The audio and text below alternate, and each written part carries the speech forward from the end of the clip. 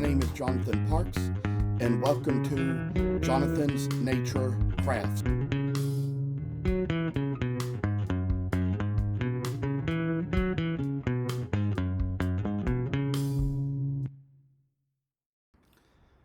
I must inform you that I do not live in this house by myself, but live here with other people. Sometimes other members of the household may have to walk through areas where I might be recording with other family members on the phone.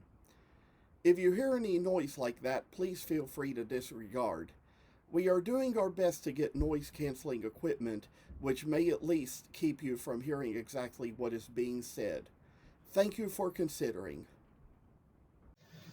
Well, we just had a little storm pass through here a while ago in between these video recordings, so I had to finish uploading the last one and then take a little break, eat my lunch, and kind of come back down, take care of the rest of this. But I'll just kind of continue to say that we're going to kind of try to get a little bit further along here. We sort of did this tail the last time around, and you see how there's a little line here that kind of separates the mane. You can see it on the side that doesn't have so much saw mark on it. So we're going to kind of move things down a bit, show a little bit more as to how this gets done, and try to work our way along here, kind of show just what a little step in the art can do. I say that we all can kind of have own little things we do in life, and I'd say that horses can be a popular animal with some people depending on what they have and who they are. And I say that there's been little doll horses I've carved at times, and those even might kind of get to be a discontinued product here or there after I kind of finish up with selling out the ones I have. So we've kind of got a new little type of project here that's kind of working a little bit of a ways down the little aisle of the kind of work I say that we do.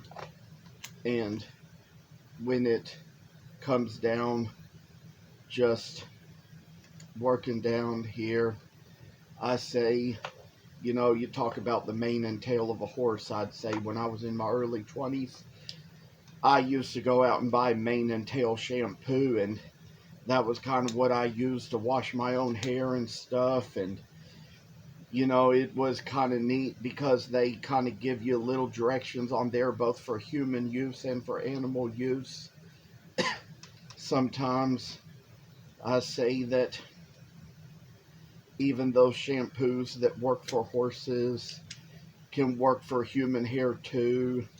It can be kind of a little bit of a different thing from one to the next, but I'd say there's still certain things I don't suggest.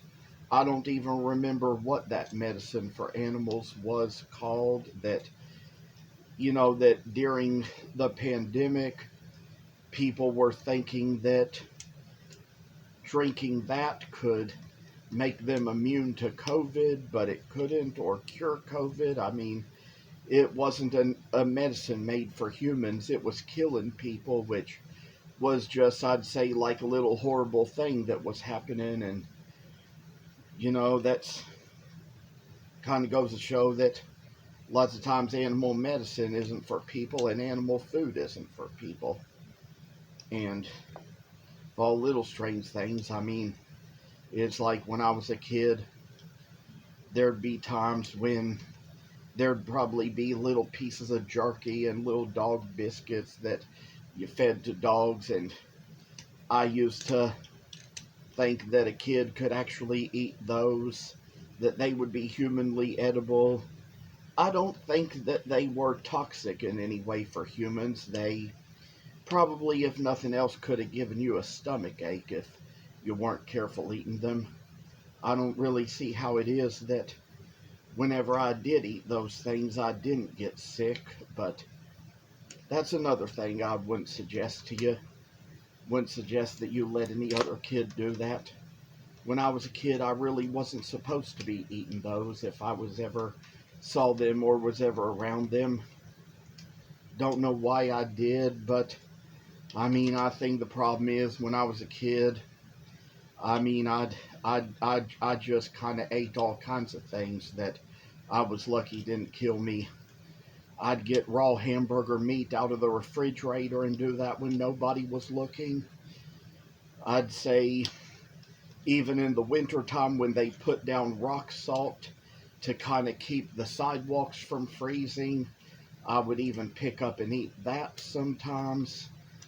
I tell you, I couldn't tell you all about it, but you know, wouldn't suggest you do it now, and wouldn't suggest you let a child do it, because I don't know how I survived that. Those were all things that shouldn't have been in my mouth. Could tell you all little other stories. And now we're going to go to the other side of the main. We got this much done. But I know as a kid, somehow or another, I thought it would be safe to eat Play-Doh, which sometimes I did. It wasn't good, but I mean, the kindergarten teacher even couldn't let me play with it because I'd eat it. She had like a big tub of rice in her room, and we were supposed to be playing with the rice like with measuring cups and things like that. Couldn't always understand as a kid that other kids' hands had been in that rice and it was probably full of germs, and I would kind of take that raw rice like that and just eat it straight out of the pan, and teacher would kind of take me away from the thing and she would say, "Billy goats eat rice like that. I don't have billy goats in my classroom." So it was all little strange ways of thinking, and you know that sometimes I say that there were little sensory things in my world, and I'd say, with a little bit of the types of sensory problems I had, there were just all kinds of things that I'd eat or drink for no telling what reason, and always couldn't see it as being unsanitary.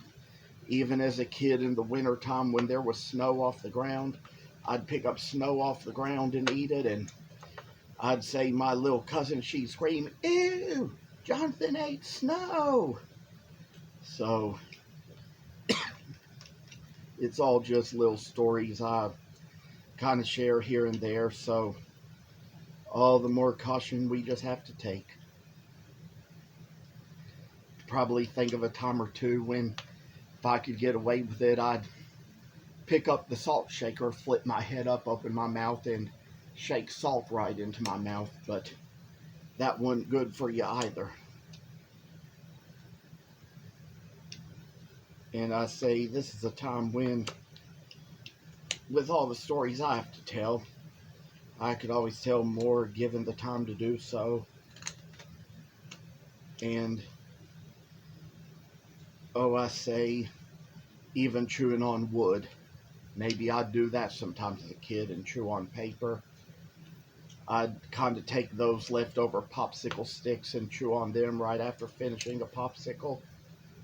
Luckily, I didn't swallow any splinters and get any injuries in my stomach that those splinters could have caused.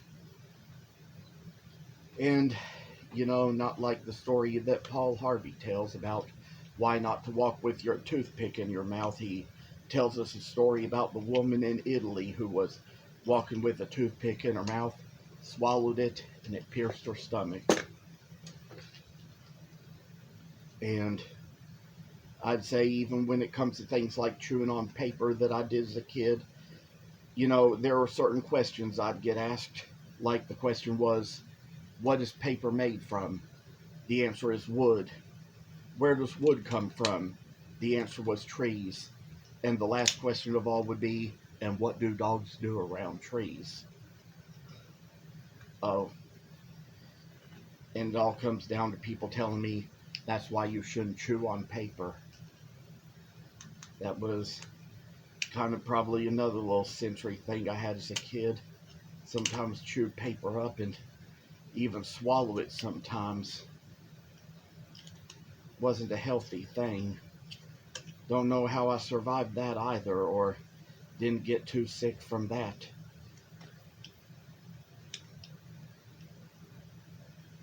And say for a little time that carves into a horse. I mean, I'd tell you, I took a little horsemanship class when I was like 14 that was over at Masterson Station Park here in Lexington, and I'd say I learned how to get on the backs of those horses, learned how to kick their sides and make them run, or even pull on their reins and get them to stop. They just had to be specially trained, and learned a little bit more about how the rodeo works and how in the rodeo they get horses to buck. And it was always like how they told me that in those days, those were grown-up horses that all their lives had never been ridden, had never had somebody on their back to ride them, and when they put the cowboys on the horses' backs, it scares them, and that's what causes them to buck. Kind of like how it is, you know, how they have the ways of making those bulls mad. When they ride on those bulls, they sometimes just keep them all cornered up in a stall. That's probably one thing that makes them kind of mean. And second of all, sometimes whenever they're kind of tying their rope with their hand around the bull, they slap the bull on the back, and that might be another thing that kind of makes it a little mad and causes it to get a little like that. Like they always said in the little announcements on those rodeos, now quit slapping those bulls, you know that makes them mad. It's probably a little thing they do that kind of gets the little bulls to buck. And I've also just seen and heard stories about all the injuries that took place. When I was a kid, I always wanted to ride the rodeo. I always wanted to ride on the back of a bull when I grew up and be a rodeo star. And like my sister was always telling me, you know, you'll never be able to handle that. I'd say she was right.